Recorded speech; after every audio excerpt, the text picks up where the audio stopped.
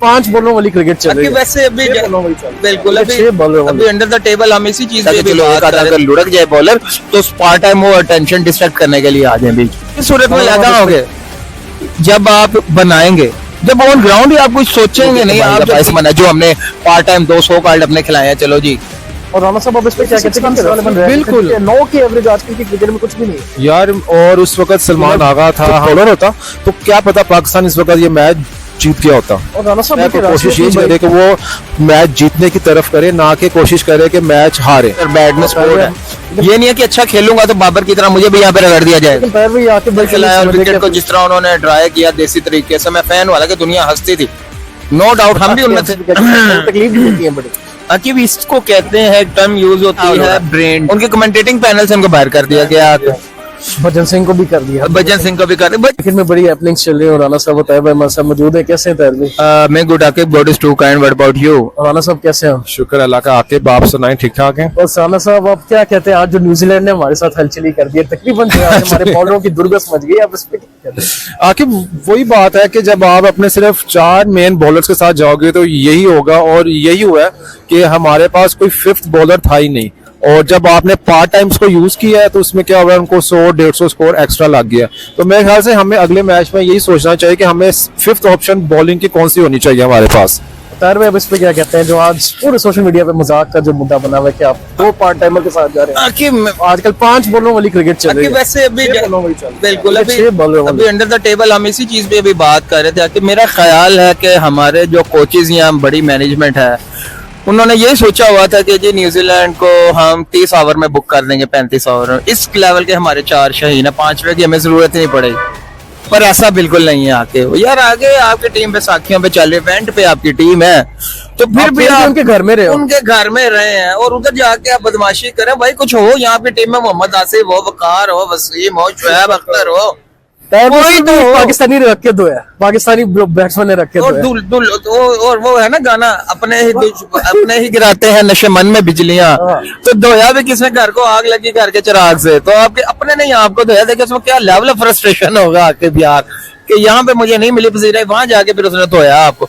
तो मेरे ख्याल में अकीब अभी भी टीम को, हमारी मैनेजमेंट को चाहिए होश के नाखून ले भाईजान। हर दफा ऐसे टुल्ले नहीं चलते कि 4 के साथ हम जाए और 4 से उन्हें बुक कर देंगे। किस कैपेसिटी में यार, अब पाँव पे पहले खड़ा तो हो जाए। मेरे ख्याल में अगर मैं यहाँ पे एज अ कोच होता या मैं खुद कैप्टन होता तो मैं लड़ के 5 फुल टाइम बॉलर और 1-2 शायद पार्ट टाइम साथ लेता कि चलो एक आधा अगर लुढ़क जाए बॉलर तो पार्ट टाइम वो अटेंशन डिस्ट्रैक्ट करने के लिए आ जाए बीच। आप इस पे क्या कहना चाहेंगे? बिल्कुल यार, ये पाकिस्तान को यही बात करवा रही है स्ट्रेटजी वर्ल्ड कप में। और मेरी सबसे बड़ी बात यह है कि कोई भी स्पेशल स्पिनर टीम में था नहीं, और मेरे ख्याल से यही मेन वजह हुई है कि न्यूजीलैंड ने आसानी से 350 का टारगेट दिया और पाकिस्तान 270 पे आउट हो गया। और जबकि देखा जाए कि उनके पास एक स्पेशल स्पिनर था जो उनका कैप्टन था, तो मेरे ख्याल से यही चीज का मेन फैक्टर आया है और इसी चीज को पाकिस्तान को फोकस करना चाहिए और अगले मैच में कम से कम एक स्पिनर लाजमी लेके जाए अपने साथ। राणा साहब इस पे क्या कहते हैं कि हारिस रऊफ और उस्मान खान को भी एकदम स्क्वाड में, बिल्कुल रऊफ ने अपनी सिलेक्शन को प्रूव भी किया, हालांकि उनके पास अपनी शर्ट भी नहीं थी, वनडे स्क्वाड में शामिल भी नहीं थे। अब इस पे क्या कहते हैं? देखें, नो डाउट हारिस रऊफ ने बहुत अच्छी बॉलिंग की है, जैसे हम उसे चाह रहे थे। उसने स्कोर भी नहीं दिया इतना और विकेटें भी ली हैं, उसने टाइमली विकेटें ली हैं। लेकिन वही बात जैसे हम अभी भी बताई है कि 5th बॉलर की कमी महसूस हुई है हमें। उस्मान खान की ये हुआ था कि हमारे पास कोई था नहीं ओपनर और इसलिए हमने उनके लिए यूज किया, लेकिन उसने कहीं ना कहीं अच्छा खेला है। लेकिन इन द एंड पाकिस्तान की बैटिंग जिस तरह से हम चाह रहे थे हो, क्योंकि सिर्फ बाबर आजम और सलमान आगा ने ही 50+ स्कोर किया है। हम चाह रहे थे कि अब्दुल्ला शफीक, रिजवान भी कम से कम 50-70 स्कोर होता तो फिर जाके पाकिस्तान ने ये मैच जीतना था। लेकिन पाकिस्तान ने मार खाई है अपने 5th बॉलर ना होने की वजह से। और तार भी आप इस पे क्या कहना चाहेंगे? बल्कि आप बब्बर शेर की बात करते हैं, आप बब्बर शेर रन भी करें, फिर उनको गालियां पड़ रही है, तो आउट होते हैं। हालांकि उन्होंने जो है मैच तकरीबन विनिंग पोजीशन में पाकिस्तान के लिए छोड़ दिया था, 8-9 की एवरेज रहेगी थी, 9 की चाहिए थी। ताकि वो मैं शेर अक्सर पढ़ता हूँ, दिन बीबा याद नहीं आती, दीवे दी रात वही थी अन्या वांगो लपेगा। लाइन ऊपर नीचे कर लीजिएगा खुद ही एडजस्ट एंट्री अपने हिसाब से। आके बात भला क्या है, हमें वो कहते हैं कुछ कोई ना भी मिले ना, हम कहते हैं बाबर ते पा दो। अच्छी चीज जब वो कहते हैं लोर ला जो, हम बाबर पे डाल देते हैं। अच्छी चीज जब होती है बाबर को कभी हम अप्रिशिएट नहीं करेंगे आके, और जब भी कोई बुरी चीज होगी, मैं कहता हूँ कोई दूर भी मसला हो जाएगा ना पाकिस्तान टीम से रेलिवेंट भी नहीं हो, ये बाबर को निकाल दे सारे मसले हल हो जाए। ओ भाई आपने पीछे बाबर को रेस्ट दिया कुछ टाइम के लिए, क्या मसला हल हुआ है? कौन सी बल्कि मसले ज्यादा बिखर गए हैं। रिजवान को भी आपने रेस्ट दिया, इनको भी बिल्कुल, इनको।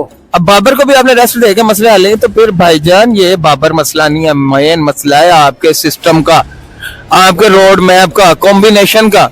मैं फिर कहता हूँ खुदा ना होश के नाखून लें, अपने स्ट्रेटेजिक प्लानिंग करें, अपने शॉर्ट टर्म प्लान अलहदा करें, लॉन्ग टर्म प्लान अलहदा करें। आखिर ये किस सूरत में अलहदा होंगे? जब आप बनाएंगे, जब ऑन ग्राउंड ही आप कुछ सोचेंगे नहीं। आप जब 3-4 लोगों के गिरदी टीम के बुलाएंगे, उनमें से भी जब 3-4 में से 2-3 आपके ठुस हो जाते हैं, जो एक रह जाता है उसको भी आप लताड़ने लग जाते हैं, तो फिर आखिर ऐसा नहीं होगा।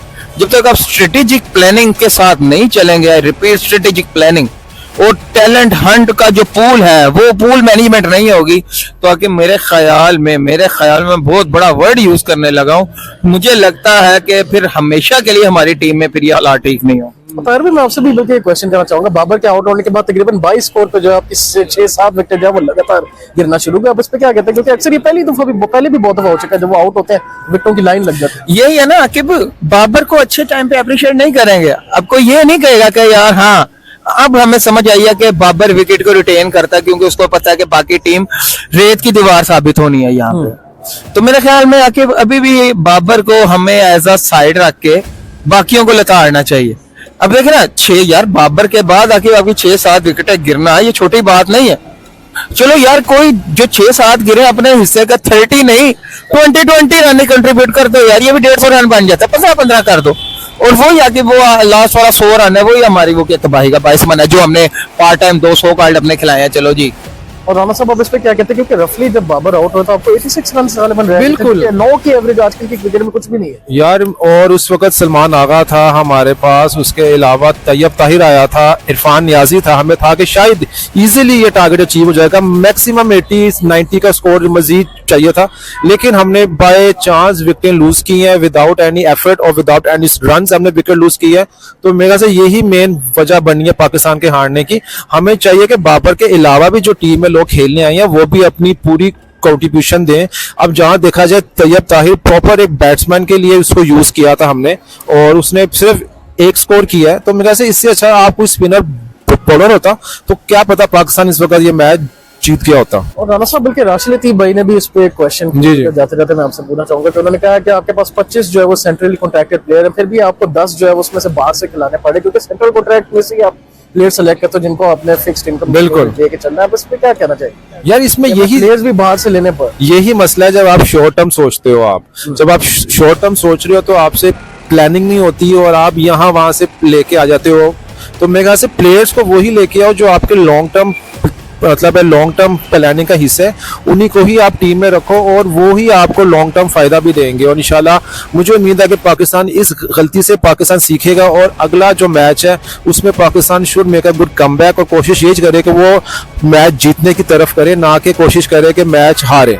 और ताहिर भाई आप मेरे ख्याल कुछ कहना चाह रहे हैं कि राशिद भाई की बात जो है उन्होंने अच्छी की कि आपने सेंट्रल कॉन्ट्रैक्ट बनाया लेकिन आपको प्लेयर फिर भी उसके बाहर से भी सिलेक्ट करने पर। आखिर मेरे ख्याल में ना सेंट्रल कॉन्ट्रैक्ट वाला कॉन्सेप्ट ही क्लोज कर देना चाहिए।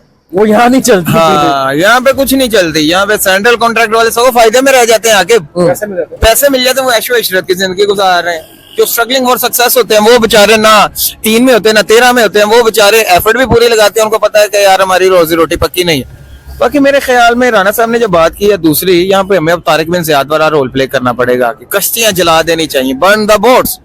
अगला मैच हमें अगर जीतने की नीयत से नहीं जाएंगे, अगर बचाने की नीयत से जाएंगे ना, तो मेरे ख्याल में आके पाकिस्तान को मैच वैसे बाइकआउट कर देना चाहिए, वॉकआउट कर देना चाहिए उससे। आके व्हाट इज दिस यार, आप बचाने के लिए टीम खेलेंगे मैच या वो क्या कहते हैं सीरीज बराबर करने के? इन्हें चाहिए कि अपना माइंडसेट थोड़ा चेंज करें, आके विकेटें छोड़ के खेलना। समझते हैं आफ्टर में होती थी, छोटे होते हम बोलते विकेट छोड़ के खेल, अब इन्हें आके विकेट छोड़ के खेलना होगा। पर किस सूरत में? बात वही है जब इनके पास प्रॉपर टीम होगी, कि प्रॉपर जिगरा होगा, प्रॉपर मैनेजमेंट की बैक होगी, हर प्लेयर को पता होगा यार अब मैं टीम में हूँ, मुझे प्रॉपर गुड और बैड में सपोर्ट है।